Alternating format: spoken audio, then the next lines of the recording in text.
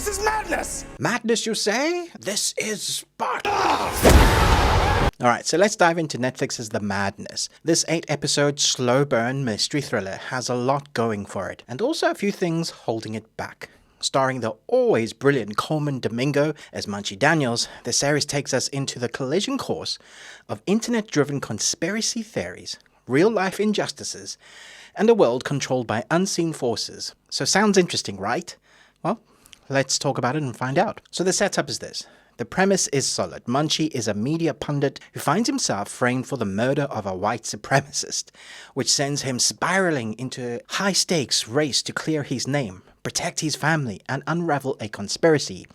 There's this running theme about madness, both personal and societal, that keeps cropping up.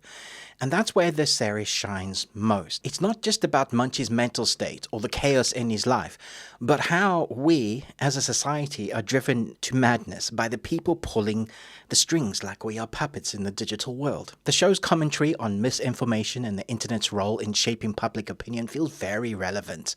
As Munchie is hunted and vilified online, you see how quickly the court of public opinion turns against him.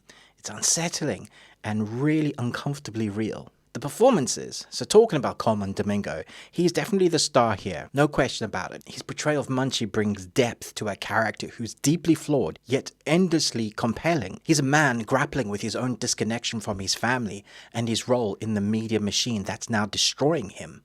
The family unit, particularly Marsha Stephanie Blake as Munchie's estranged wife, adds the emotional weight that keeps you invested. Honestly, their performances had me hitting next episode more than the central mystery. I do want to mention Tamsin, who plays Lucy Snipes. This is a mother who has lost a husband who was part of one of the nastiest people groups on the planet. She plays someone who is caught in the middle of this mystery perfectly. When we see the world she lives in, it's tense and scary.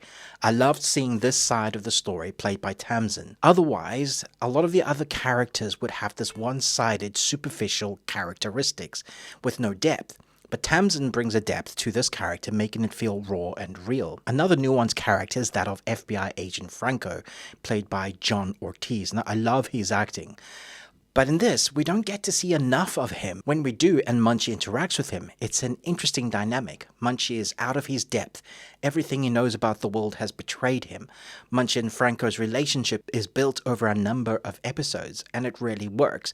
Because of the sort of fish-out-of-water character that Munchie has become, because everything he knows now is false, he is forced to form a relationship with Franco, the FBI agent. And I think seeing their sides of the story, even though they've collided in this one mystery, works really well. All the actors bring their A-game. Honestly, everyone acted their asses off in this. And what I mean by that is this. I didn't see them as actors, but rather as real people caught in a crazy madness, which just goes to show the directors bringing out what they needed from the characters for us to actually be invested or see them as actors. However, when it comes to the mystery itself isn't as gripping as the show thinks it is. It takes until about the 5th episode to really start piecing things together, and even then it's more about the themes than the plot.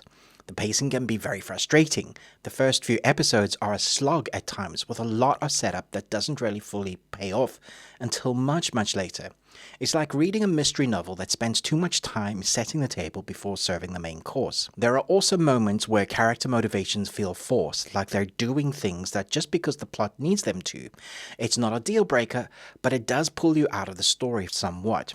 Too often characters appeared in places without explaining how they did what they did. For example, Coleman Domingo in one of the episodes finds that his body has been moved from one location to another by a person who seemingly has no explanation as to how he was able to do that. It's not a glaring thing saying, hey, we needed to know everything that's mise en scene. But in contrast, we are shown a character who swaps from one car to another and then leave. So the drama is sometimes slowed for no actual story movement other than padding. Still, some of the character motivations and actions still make no sense except this. It's like the creators knew that the mystery wasn't as great as they sold it, so in turn they just made some characters do a bunch of stuff to keep the mystery in the series alive. Albeit fake mystery.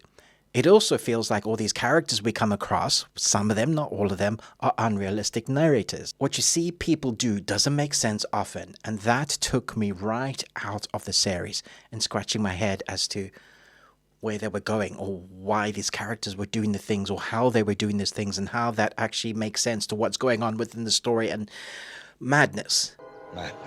Let's talk about the themes. Now, this is where the series earns its stripes. The exploration of madness, personal, societal, and systemic, is what makes this worth watching.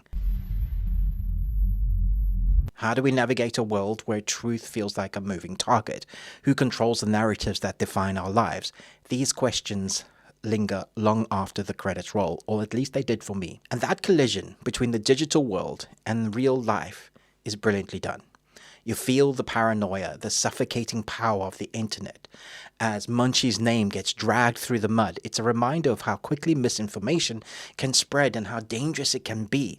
I found myself pissed off at the injustice of what he was going through, and then nodding along as to how real it felt. I was angry. I didn't feel like it was preachy, but it is in the face of our protagonist, and as such, it is blaring in our faces. So my verdict is this. Is it worth your time? Yes, but you have to manage your expectations. Madness is less about the mystery itself and more about the bigger ideas it wants you to chew on.